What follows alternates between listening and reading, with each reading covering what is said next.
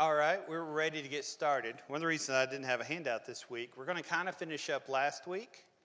But to kind of finish up last week, we're going to kind of expand. We're going to look at Matthew 23, 24, and Mark chapter 13. And actually, we're just going to kind of glance at it and talk about what the last day of this world is going to look like. The whole judgment scene and all that sort of stuff. So, I got all sorts of time. I finished early. What do you got? It's not about folding laundry, is it? I wondered what clothes Jesus had on. You know, he left all of his things in the robe when he appeared to people, you know, where they came from. But also, he told Mary not to touch him because he hadn't yet ascended. Right. But he allowed Thomas to touch him and the nail holes and all. Okay. All right. Resurrection questions. Question number one. It's a fun question. What in the world was Jesus wearing? All right. If you recall, when Jesus was crucified, what did the Roman soldiers do with his clothing? They gambled him away. Somebody got to take home all of his clothes. All right. Yes, ma'am? Yes, I am. Thank you for keeping me out of trouble. I'm supposed to hand out this thing. Now, I got special instructions. This is the third week we've done it. If you have already put money in the envelope, don't feel like you need to put money in it again. But if you missed it last week or the week before and you want to put money in the envelope, then by all means feel free to put money in the envelope. Now, the purpose of this is holiday helpers. You see a lot of the presents which are under the tree. We're helping somewhere in the range of a little bit over 30 different families as far as getting them clothes and getting them presents and things such as that. And generally what this does is it takes care of whatever's missed on those presents, which is very little actually, and also allows us to get some stuff as far as their pantry and things like that, as far as the food and everything. So I'll pass this around. Don't feel weird if you've already put money in there. Don't feel like you're under obligation again to put more money there. All right. Other announcements. Shella Mae Collins turned 94 yesterday. And so I think 94. She's born in I'm not going to even go there. 94-ish. But we talked about that and everything. I asked her if she felt over 70, and she's like, yes. So I don't know what it feels like to be 94. I don't know what it feels like to be 70. She's over here at Lakeway. Just go in Lakeway, turn left, last room on the left. And so that's where she's at. And so, and go by and see her if you have an opportunity, or send her a card. Her address is up on the board up there.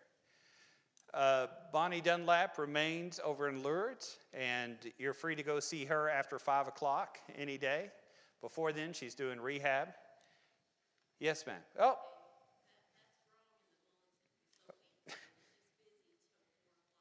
Okay, she's busy till 4. All right. So anytime you want to come on the weekends, you can see her. Okay, all right. Sounds good. Anything else I need to bring out or you need to say? Okay. All right, got that done. Now back to Jesus. That's what you always like to hear in church, isn't it? All right, what was Jesus wearing? Well, when you bury somebody in Jewish culture, you don't bury them in clothes, because the way the Jewish people would do is you would have a tomb. Remember, Abraham bought a tomb, and a lot of other people would as well.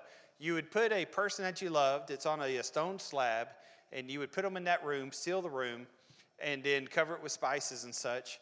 And then you would come back in a year or two, and you'd get the bones that were on that table, and then you would put the bones into a box. It's called I can never say it, ossuary, something like that. And then you would put that box and you would stack it. And so then you would bury somebody else in the family, and then you would put that. And that's what they're talking about in the Bible when they say he was buried with his fathers. Remember, a lot of these royal things talk about being buried with their fathers and things such as that.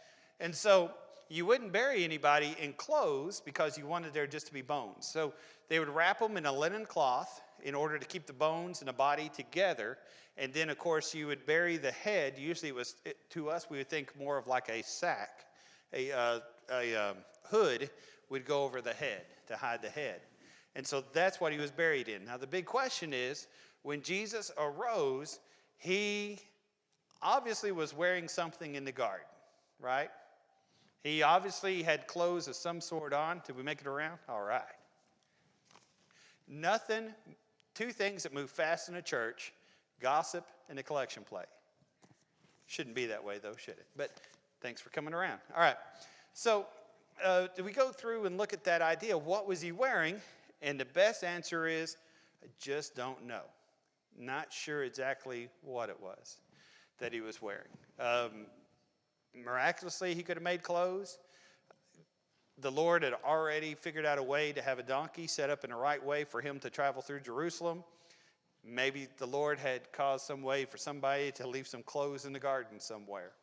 But we're not really sure what he was wearing. Now, what was the other question? I remember what it was, but I don't remember. Oh, when he met Mary and Mary Magdalene, they grabbed him. And he said, don't touch me or don't cling to me, for I've not yet ascended into heaven. But later he had Thomas, and obviously he was a real person because Thomas could place his hand into his side. When you look at the Greek there, what it looks like is he's not saying, Mary, don't touch me. He's saying, Mary, when you hang on to me, recognize I'm not going to be here forever. This is not a long-term situation. I'm going to rise and go back to heaven. I've still got things to do and things such as that. That's the explanation I've run across, I think fits that best. Remember when the Gospels were written about 50 or 60 AD, somewhere in that area? Remember when they were written, one of the things starting in Bible days was this doctrine called Gnosticism. And the doctrine of Gnosticism said that flesh is evil, spirit is pure. And so as long as you believe the right things, you can do whatever in the world you want. Some people don't claim that doctrine, but they live like that doctrine. As long as you show up in the right building, you can do whatever you want to do. That's not what the Bible teaches, is it? But that was a Greek idea of Gnosticism. And so the idea was the Spirit came onto Jesus, onto this man, when he was baptized. And then the Spirit left Jesus before he was crucified. And so Jesus really was just a kind of a ghost. That's why you see the point oftentimes in the gospel. People are placing their hands in his side. Jesus is actually eating with people. You'll notice that in 1 Corinthians 15, also in the book of Galatians, also in the book of Matthew. They make the point, he is eating, all right? He is not a ghost because he's having food. You ever get scared around Halloween and think a ghost is in your room? Offer him food, and if he eats, I don't know if you're safe, because then it's a real person, and you ought to be really scared. But that's how you prove that he's a real person, is that he ate. And so you have that. Any other questions like that? Oh, absolutely. The whole thing is miraculous. Yeah, the resurrection. Yeah, you see the angel. And, I've heard that before. The angel's the one who rolled away the stone. I don't remember who it was. It may have been Lipscomb. It was somebody around the area of Lipscomb back in the late 1800s, said the angel probably brought an extra change of clothes. Now, I don't know if angels really have that many clothes going on. But, the angel rolled away the stone, and so he had that going on. All right, let's go to our next point.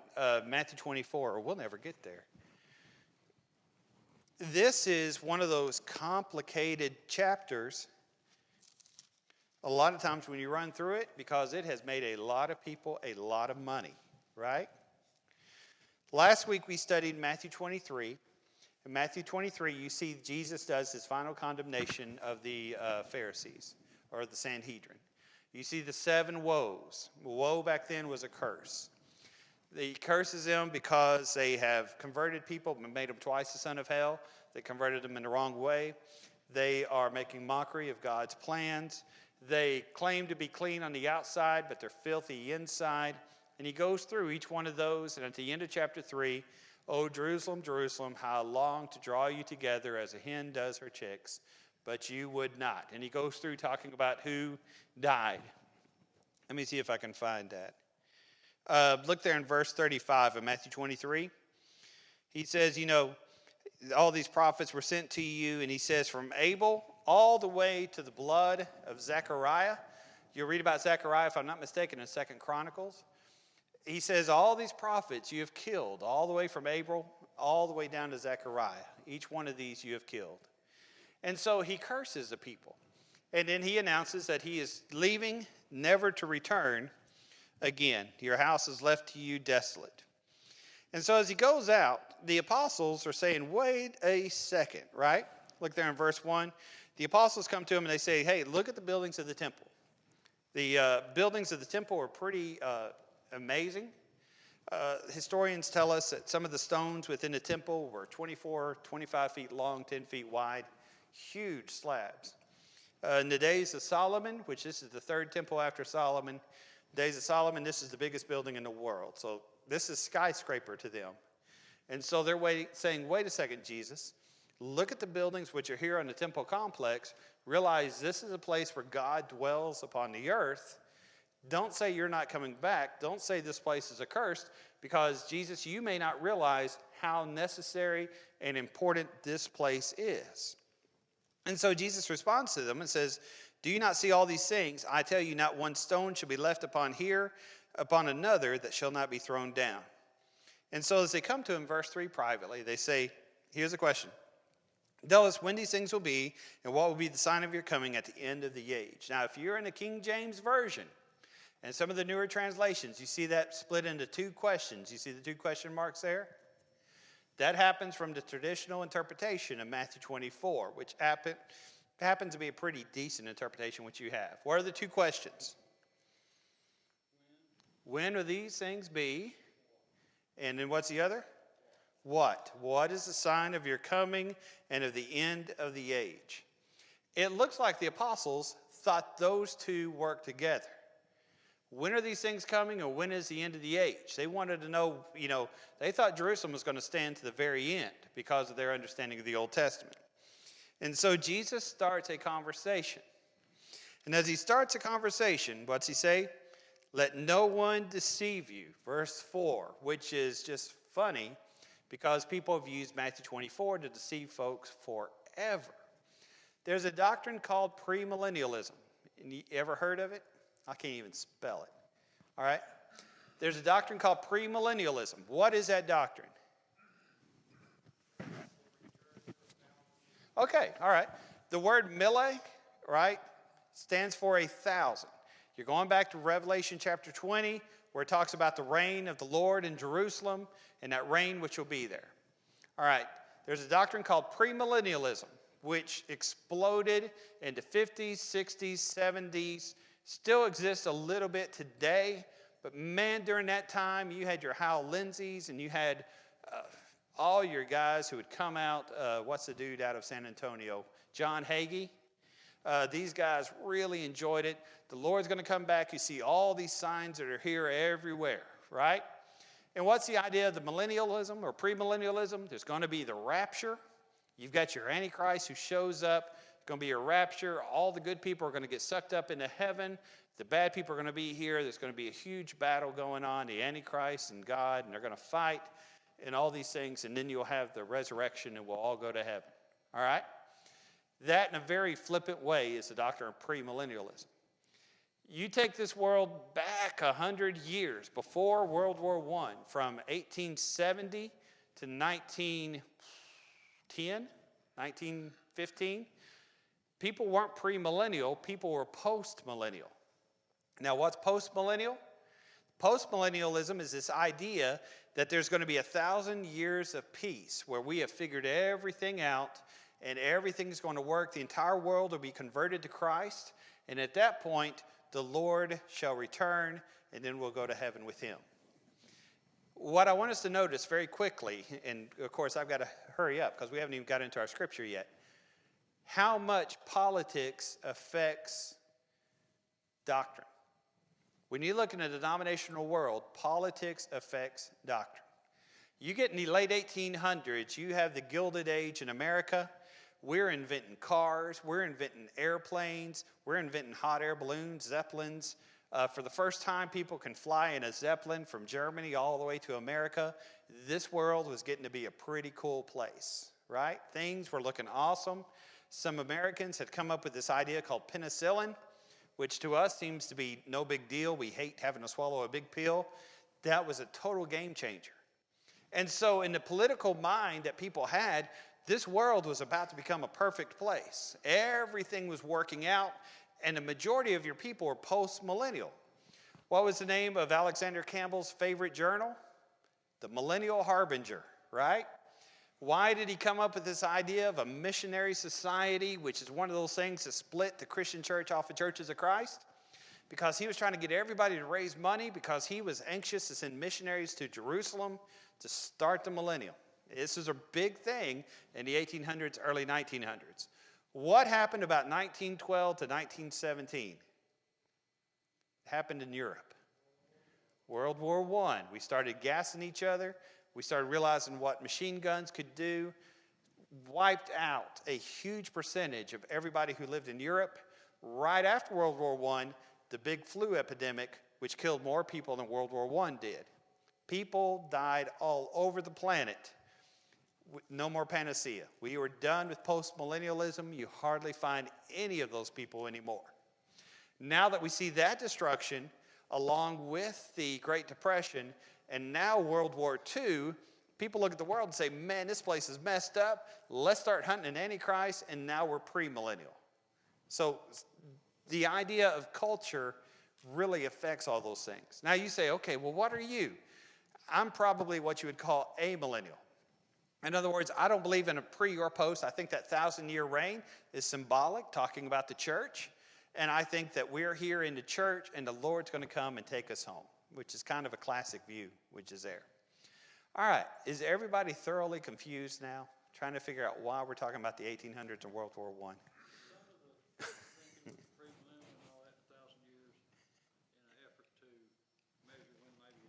Yes, yes. And so if you're premillennial, you've got to find a spot where you can say, okay, this is how this is going to work. Now, premillennialism is awesome. It's a false doctrine, but it's effective false doctrine. Because if I can pull out a newspaper and say, let's see what's happened this week. Say ISIS is in Europe. Man, these things are going. You got Putin over there in Russia, and maybe he's trying to affect our elections. And boy, it looks like China's about to make a big, navy and all these things. I could say, hey, here we see the Antichrist coming. It's just a matter of time till we fall apart. And who's been the Antichrist? Saddam Hussein has been. Khrushchev has been. Somebody told me one time Ronald Reagan was. I hadn't figured that one out yet. Who else did you hear was ever the Antichrist? Obama? Okay. All right. Now, who else? Whoever it is that you don't like this week becomes the Antichrist, right?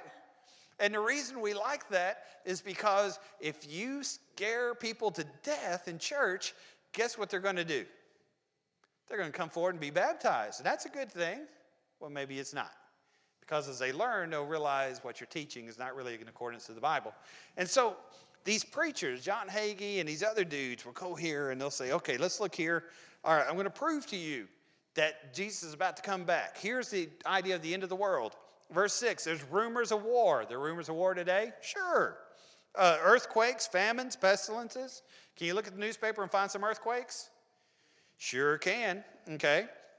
Are Christians ever persecuted? Sure. Verse 11, are there false prophets? Yes. Okay. Abomination of desolation. We mix that a little bit with the man of lawlessness of Thessalonians. There we go. There's your Obama or Reagan or whoever it is we don't like this week. And you go through here and man, this tribulation is worse than anything we've ever seen. Verse 21. All right. And you go through here and everything else. Man, we can scare people to death and say the end of the world is here. You had better get right with God. Well, yes, we had better get right with God. But how many questions is Jesus answering? 2 questions. What's the first question? Going back there again. When will these things be? What is it, these things? Jerusalem will be destroyed, right? What's the second one? What will be the sign of your coming, the end of the age? Okay. So Matthew 24, beginning in verse 5 and going through verse 35, what are we answering? That first question. When will the destruction of Jerusalem be? This temple, which is here. And as we look historically, we see that the early church recognized these signs coming. The abomination of desolation, which Mark 13 tells us we can read about in the book of Daniel, which reminds us, shows us that's the Roman army. These things, when they happened, people recognized, hey, if you're a Christian, you'd better leave Jerusalem before the Roman army came. And so historically, we see that the church left Jerusalem, went to the mountains, and stayed in a city called Pella. And as they stayed there, very few Christians were destroyed in Jerusalem, but well over 1 million people were destroyed who didn't believe in Jesus because they didn't follow these prophecies. The Roman army wiped out the city of Jerusalem, wiped out the old covenant, wiped out everything which was there. Okay? Now, when did that happen? Go back to 23, and I'm looking for the word generation. Oh, I'm in 24. That's why I'm not finding generation. Okay, look back in 23. What's verse 36 say? When he talks about the destruction of the city? Surely I say to you, all these things will come upon what? This generation, all right? Now, I make this joke a lot of times. We've got some old people in church, but not that old, right? It's 2,000 years old. Okay. Shelamay's impressed that she's 94, but she's not 2,000. None of us are. So that generation had to happen within 30 or 40 years of Jesus saying that. Well, you go from 33 or 34 AD. When was Jerusalem destroyed? AD 70. Okay, so it fits that idea. Now, you take apart Revelation 24, you see the word days. You start in verse 35, what do you see? Day. And you see a very clear distinction. Destruction of Jerusalem, what are the signs? Wars, rumors of war, pestilences, false Christ, all these things which are going on, okay? Very physical things. When these things happen, it's time for you to be scared, right? Jesus says, listen, let's just pray that on that day, it's not on the Sabbath. Let's pray none of the ladies are pregnant so that they can run, right? Okay? Pray it's not even in the winter because it's going to be difficult to travel. When the Lord returns, is it going to matter if you're able to run? No, you're not going to be able to run anywhere. And it's not going to matter if it's on the Sabbath because you're not under Jewish law saying you're only allowed to run a certain number of steps, right? And so that part goes pretty clearly with the destruction of Jerusalem. Now, starting in verse 35, instead of in those days, or 36, notice that word becomes singular, right? Day. All right? Now, what's the difference between days and day? One's plural, one's singular. That's true. But day is not a specific time necessarily, is it? You ever hear somebody say, back in my day, we had to walk 3 miles. No, wait. 10 miles and 10 feet of snow uphill both ways to school. Did your parents ever tell you that? Okay. So this day is different. Of that day into that hour, no one knows, verse 36. Not even Jesus, not even the angels in heaven, but only the Father. Verse 37, days of Noah, some people were working, getting married, everything else. What happened? In an instant, the floods opened up, everything was done. He says, listen, verse 42 are going to be in the field, one will be taken, the other left. 2 women will be grinding at the mill, one will be taken, the other left. Watch therefore, verse 42. Why do they need to watch? You know not when that hour is coming. Now, if the second part is the same as the first part, that makes no sense. Because what's he saying in the first part? Watch for these signs. And the second part, he says, no one knows when this time is coming. Okay? Yes, sir. Yes, I think so. One's a believer, one's not. Yeah, I don't think it'll be left alone, but one will be ready, one won't. We'll get to that in chapter 25. One will be ready, one won't as you come through here. And so he goes through and he talks about how watch because you don't know what hour that's coming. In verse 43, if you got a text message this morning that said, hello, I'm a thief, go ahead and stay at church for a while. The preacher's going to preach a really long sermon. I'd appreciate it if you stayed after church and talked for a while because I'm going to steal everything you own. Okay? If a thief sent you that message, what would you do? Huh? Delete it? Okay. Yeah. Some of us don't own that much stuff, and you're like, man, please take it. I felt that way after a garage sale. It's like, why did I lock this door? I need somebody to take my stuff, right? You're not going to let that thief come in and steal your stuff. You're going to make sure he doesn't do it. If the Lord said, let's see, what is today? December 17th, right? 16th? Look at that. I'm living in the future. Okay. If today is December 16th, if we had a message from the Lord that said, I am coming December 20th, how full would this church building have been this morning? Okay? But how sincere would these people be? The Lord hadn't told us he's coming. He's told us watch. Because why? He wants us not to follow only after fear, but to come anyway. I heard a preacher tell me this one time. He said, when you're driving down the road, and in July, September, even January, you're driving down the road and you see a sign that says, watch for ice on bridge. The sign's not telling you to hop out of your car, get in a chair, and just stare at the bridge and watch for the ice. Right? What's a sign, watch for ice on bridge, mean? Be careful. There's conditions. When there's icy conditions, this bridge is a dangerous place. Be aware, keep it in your mind that there is a possibility ice could be on this bridge. In July, probably not. But in January or February, especially after we've had moisture, you need to be aware. Jesus is saying this very same thing. Watch, for you don't know when this hour is coming. Okay? I don't need to hop in my chair and just sit around and say, okay, all right, Lord. That's not what he's asking us to do. He's saying, but you always need to be aware. At any moment, the Lord could return, and you had better be ready. We don't know when the end's going to be. Now, we've seen a lot of people who've died unexpectedly. They had no idea the end was coming. But that's going to happen to every one of us. Yeah. They'd come and didn't know they're still there. Right. They didn't know when it was going to happen. They had no idea when that day was going to be. That's right.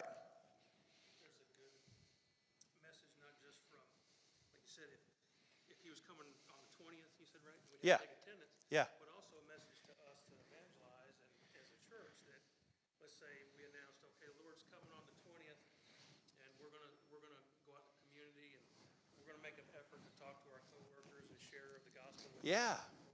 A lot of us wouldn't start evangelism until 2 or 3 days before that time. That's right, on that other side of what we need to do. Good point, good point. And so 24, 1 through 34, these are the signs of the destruction of Jerusalem. Starting at 35, going to the end. Listen, the Lord's coming. You don't know when it is, but you had better be ready. And so 25 says, okay, here's how you get ready. 3 parables. This is how you get ready for heaven, okay? If you get Matthew 25 and get those parables going, you're ready. So let's get those parables figured out. First parable. Wise and Foolish Virgins, which is the worst title ever because in our culture and society, our mind goes everywhere except where it's supposed to be as we're thinking about this. We're thinking, okay, virgins in our society means this. What it means is bridesmaids. You've got 5 wise ones and 5 foolish ones. What's going on here? 5 got ready before time. They had extra oil. They realized it may not happen now. We've got to be ready for whenever it comes. The others, they just put something together. They didn't get ready, and they were found to be without. What Jesus is telling us in that first parable is you'd better get ready. And that last day when the Lord appears, we can't say, man, Jesus, give me 5 minutes. I need to go get baptized. We can't say, Jesus, wow, give me 3 minutes. I need to go make something right with somebody. You've got to prepare before time. You've got to be ready when the Lord comes. Watch, for you do not know when the Lord shall return. The best time to obey the gospel is absolutely right now. The best time to make things right with people is absolutely right now. Right? That's number 1. Parable number 2. Don't just be ready. But parable number 2 is parable of the talents. Now again, we messed up on the naming of this one. Talent back then was a measure of money. This parable has changed what it means to us in our culture. Now it's activity because That's what it means. That's what the parable's talking about. It's a fellow who's given 5 talents. Another guy is given 2 talents. The other one's given 1 talent. The guy with 5 talents says, woohoo, what am I going to do? He goes out and he invests it, he works it, and he makes 5 more. The guy with 2 talents says, man, here I go. He goes and he invests it, he works it, makes 2 more. The guy with 1 talent is scared to death, says, I'm not going to do anything. I'm going to bury it, sit on it so I don't lose it. And he sits on it, and then the master returns. The master sees a guy with 5 talents who has 5 more, and he says, you've done a great job. You did exactly what I needed you to. The next guy comes with 2 talents. He's made 2 more. Jesus says the same thing, whether he has 5 talents or 2 talents. He says, you've done great. The guy with 1 talent comes before the master. And what's he say? Well, master, it's your fault. I know that you're a hard servant. I know that you've done things that maybe I don't agree with. And I know that you've got a temper. Lord, I know how bad you are sometimes. And so because of that, I was scared and I hid everything. All right? Have you ever met somebody who blames everybody else? Has that ever happened to you? Nobody point to me. But you ever met somebody like that? Okay, that's what's going on here. Is the Lord happy with him? Nope. The Lord takes his talent and gives it to the man who has 5 talents. All right, what's this parable teaching us? First parable, be ready. Second parable is what? Be busy. Okay? Be ready and be busy. The Lord, guess what he's given us? We are in the southern portion of the U.S., the Bible Belt. We're going to church with 300 other people. I've got 15, 16 Bibles. Not because I'm religious, because I lose them so often. I just find a Bible in my car and I'm ready to go all the time. We've got legacy, heritage, everything in the world that makes us be Christians. There's people on the other side of the world never even heard about the Lord's church. And sometimes people are lucky to get a hold of a Bible. Imagine if they looked at the opportunities we had, what they would think about us. And so looking at all the things that we have and all these opportunities God has given us and all these blessings, what have you done with those blessings? What kind of return are you giving the Lord on the investment that he's given to you? Are you one of these dudes who just shows up to church and that's your entire religion? Are you one of these people who blames God? God, I would have gone to church. Man, I didn't like that preacher. Or somebody took my parking spot. Or, man, somebody there is rude to me. Are you one of those people who always finds a reason why you can't be faithful? Or are you one of those people who takes God's blessings and applies it, and works it, and invests it to give God back something? You can never repay him, but you can give something back more than what he's given to you. That's my idea a lot on parenting. I want my children to be a whole lot better than I am spiritually. I want to give back an investment to God for what he's given to me. That's my idea a lot with work. Every place I work, I want to leave it better off than where I was before. That's always been my goal. And that's the way all of us should be. We should want to return an investment to the Lord. Okay? So be ready, be busy. Parable number 3, crazy parable, 31 through 46. The sheep and the goats, all right? Now, this is the smelly parable. Sheep and goats, they smell quite a bit.